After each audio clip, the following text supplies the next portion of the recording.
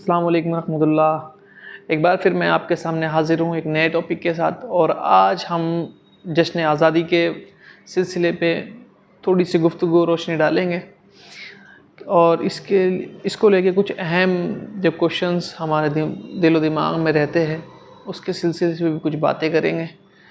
तो जैसा कि सभी लोग जानते हैं कि 15 अगस्त 1947 को हमारा देश आज़ाद हुआ और इस आज़ादी में हर इंसान ने, यानी कि हर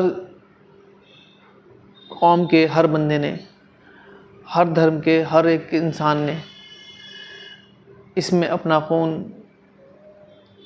बहाया है। आज़ादी हमें इतनी आसानी से नहीं मिली जिसको आज हम, जैसे कि हमें दीन इतनी आसानी से नहीं मिला, इसी तरीके से आज़ादी इतनी आसानी से नहीं मिली। देखो, बहुत सारे मसले हैं इसमें। हम आज़ाद क्यों होना चाहते थे? क्योंकि हम पे ब्रिटिश हुकूमत ज़्यादती क्या करती थी और ये हम आज़ाद 1800 ईस्वी के बाद हमने सोचा कि हमें आज़ाद होना है। 1800 से पहले हमने नहीं सोचा कि हमें आज़ाद होना है।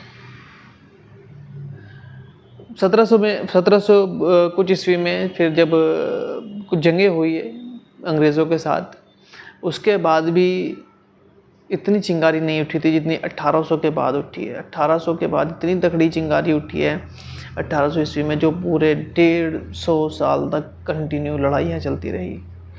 और ये बहुत अहम है। इसमें हम किसी को भी ये नहीं कह सकते कि सिर्फ़ उसी कौम का, सिर्फ़ एक ही कौम का इसमें खून बहा है। हर इंसान ने अपने लेवल पे जहाँ जिससे हो सका उसने उतनी ही कुर्बानियाँ पेश की और अल्लाह ने उनकी कुर्बानियों को कबूल फरमाया और उसके बाद हमें आज़ाद किया। तो अब सोचने की बात यह है कि आज जिस कौम ने हम पे हुकूमत की, जुल्म ढाए, आज हम उस कौम के मातहत हैं, फिर भी हम उसी की बात मानते हैं, उसी को अच्छा कहते हैं। क्यों? क्योंकि हम आपस में इतने बैर कर चुके। देखो, अगर हमें आज़ादी चाहिए थी तो हमने मिल के लड़ाई लड़ी। कोई भी ये नहीं कह सकता कि इसमें जब जंग आज़ादी हो रही थी तो उसमें एक ही कौम नहीं थी। कोई भी इस बात को नहीं कह सकता, क्योंकि आज़ाद कौम बनने के लिए सबको एक होना पड़ेगा। तो वो उस समय पे एक हुए, लेकिन आज देखें हम बिखरते चले जा रहे हैं। फिर हम पे कोई ना कोई रूल करेगा। पहले बाहर से लोग आए थे, आज अंदर से रूल करने लगेंगे कुछ लोग। तो मकसद वही है। अब हमें अगर उनसे बचना है तो अपनी आवाज़ बुलंद करनी पड़ेगी, और आवाज़ बुलंद करने के लिए कुर्बानियाँ तो देनी ही पड़ेंगी। और जब तक कुर्बानियाँ नहीं जाएंगी, क्योंकि देखो, कुछ लोगों के लिए, क्योंकि उस टाइम पे भी कुछ लोग खुश थे, उस टाइम पे भी कुछ लोग खुश थे, तो कुछ लोगों की वजह से पूरे देश को, पूरी इतनी बड़ी आवाम को एक गड्ढे में नहीं डाला जा सकता। उनको कुछ लोगों के चक्कर में, कुछ लोगों की वजह से बर्बाद नहीं किया जा सकता। ये आप लोग भी जानते हो और हम भी जानते हैं कि हमें अगर जो कुछ कभी भी कहीं भी किसी के भी खिलाफ अगर आवाज़ उठानी है तो हमें एक होना पड़ेगा। हमें एक होने की ज़रूरत है। देश को अगर मजबूत करना है तो हमें एक होने की ज़रूरत है। देश को हमें विकसित भारत अगर जो हमें बनाना है, क्यों हम 1947 तक की, वो 2047 तक की सोचे, हम तो 2040 की बात करेंगे।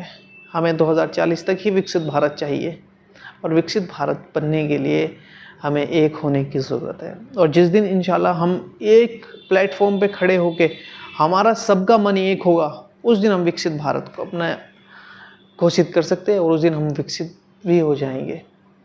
हम कब तक, हम जब से एक समय से हम सुनते हैं हम डेवलपिंग में। अरे डेवलपिंग में हमसे इतने बाद में आज़ाद हुई ममालिक, वो आज विकसित हो चुके हैं, और हम क्यों नहीं हो सके? क्योंकि हमारी जो गवर्नमेंट थी वो एक समय पे इतनी भ्रष्ट थी। अभी भी हो सकती है और अभी भी होगी, क्योंकि गवर्नमेंट का ही सबसे अहम रोल होता है भारत को या देश को, किसी भी देश को, मुल्क को विकसित करने में। और हमारी गवर्नमेंटों ने ऐसा नहीं किया, बहुत पैसा बर्बाद किया, उल्टी सीधी हरकतें की, और इन सभी वजहों से हम इतना पीछे रह गए।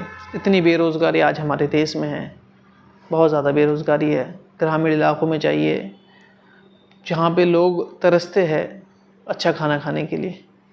तो बहुत ज़्यादा मसले ख़राब है इस देश में, लेकिन उनको अगर हम ठीक करेंगे तो हम एक दूसरे के अंदर एक द्वेष पाल के हम कभी भी इन सारी चीज़ों को ख़त्म नहीं कर सकते। हमें एक ही प्लेटफॉर्म पे आना पड़ेगा, एक ही जगह चलना पड़ेगा और अपनी आवाज़ बुलंद करनी पड़ेगी।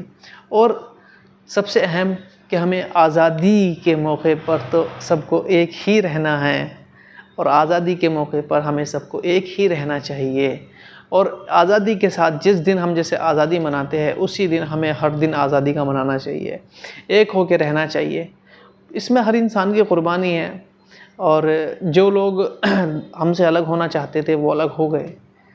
हमें उनसे कोई भी मतलब नहीं है। हम तो अभी भी उनको यही कहेंगे कि अगर आपको अपनी सरहदें ख़त्म कीजिए और हमारे साथ आ जाइए। हम तो अभी भी उन्हीं को यही पैगाम देंगे कि आपके साइड कुछ भी नहीं है, कुछ भी नहीं है।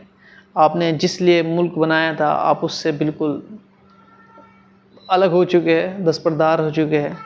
और जब इंसान किसी चीज़ से दस्तबरदार हो जाता है नहीं, तो फिर उसका कुछ नहीं हो सकता, क्योंकि उसने वो रास्ता ही छोड़ दिया। तो बेहतर ये रहेगा कि अब आवाम को रोज़ी रोटी और कपड़ा चाहिए अच्छा, मकान चाहिए अच्छा, यही चीज़ें उसको चाहिए। तो बेहतर यही रहेगा कि उनको हमारे साथ आ जाना चाहिए। मैं तो यहाँ तक कहूँगा जैसे बांग्लादेश ने तख्ता पलट किया है, पाकिस्तान के लोगों को भी ऐसा ही कर देना चाहिए।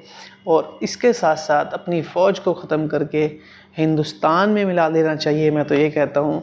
और अपने आप को एक आज़ाद मुल्क में रहने का जैसे हम फ़ख्र महसूस करते हैं, उनको भी ऐसा ही करना चाहिए, क्योंकि उनकी आवाम पिस रही है।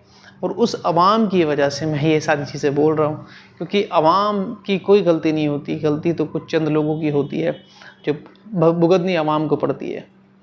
तो ये सारी चीज़ें हैं। तो हम तो यही रिक्वेस्ट करेंगे, यही बात बोलेंगे कि जश्न आज़ादी सभी का है, सभी को इसमें इन्वॉल्व रहना चाहिए, इसको खुशी के साथ मनाना चाहिए। और आज़ादी के मौके पर दिलों को अपने बिल्कुल पाक साफ़ रखना चाहिए, लोगों के साथ मिलना चाहिए, लोगों के साथ अच्छी तरीके से व्यवहार करना चाहिए, और इसी तरीके से पूरे के पूरे साल इस तरीके से गुजारने चाहिए। और इंशाअल्लाह मुझे यकीन है हर मोमिन इस काम को सरअंजाम देगा, और हमारे जितने भी गैर मुस्लिम भाई है वो भी इस चीज़ के ऊपर गौर करेंगे, और आज़ादी के इस मौके पर सारे द्वेष भुला के, सारी चीज़ें भुला के, और हम एक हिंदुस्तान को, एक प्यारा हिंदुस्तान, एक सोने की चिड़िया बनाएंगे इंशाल्लाह इसको फिर दोबारा से। और हमारा हिंदुस्तान सबसे बेहतर है, सबसे बेहतरीन है, और सबसे अफजल है ये हिंदुस्तान इस सरज़मीं पे। जो कंट्रीज़ में हम इसको गिनते हैं, सबसे बेहतरीन देश हमारा है। इस जहाँ से अच्छा कुछ नहीं, इस हिंदुस्तान से अच्छा कुछ नहीं। तो यही है, हमारा देश हमारे लिए है, और हमें अपने देश के लिए कुर्बानियाँ देनी चाहिए, और हम देते रहेंगे। और हम इस चीज़ का वादा करते हैं इंशाल्लाह कि जब भी इस देश को कुर्बानी की ज़रूरत होगी, हम फिर भी सबसे पहले सबसे आगे खड़े होंगे, और सबसे पहले हम अपने खून से इस देश की मिट्टी को कहेंगे, ए मिट्टी हम फिर तेरी प्यास बुझाने आ गए। क्योंकि हम अपने खून से इस मिट्टी की प्यास बुझाएंगे, क्योंकि खून जब तक मिट्टी नहीं लेगी इतने अपने मिट्टी भी अपनी ताकत नहीं दिखाएगी। मिट्टी ताकत जब दिखाती है जब उसके अंदर खून चला जाता है, और जब खून चला जाता है तो वहाँ से नई तारीख़ रकम होती है, और नई तारीख़ जब रकम होती है तो नई लोगों की नई किस्मतें बनती है, और दुनिया उस तारीख़ को दोबारा से इस तरीके से देखती है कि हाँ, एक बार फिर दुनिया में इस तरीके से कारनामे हुए। तो कहीं भी जाइए, किसी भी माहौल में जाइए, किसी भी चीज़ के लिए जाइए, कोई चीज़ अगर हमें बहुत ऊपर लेके जानी है, किसी चीज़ को बनाना है, कोई रियासत बनानी है, कुछ भी बनाना है, नए कानून बनाने हैं, नए इदारे कायम करने हैं, तो हर चीज़ को हमें खून देना होगा। वो चाहे खून किसी भी हालत में देना हो। अगर हम किसी चीज़ को तामीर कर रहे हैं तो कहीं ना कहीं चोट फिर लगेगी, खून लगेगा, खून जाएगा। तो हर चीज़ में खून बहाना है, पसीना लगाना है। तो इसी तरीके से खून पसीने से हमें इस देश को भी विकसित भारत बनाना है। तो इसी के साथ मैं आपसे विदा लेता हूँ। अल्लाह हाफिज़।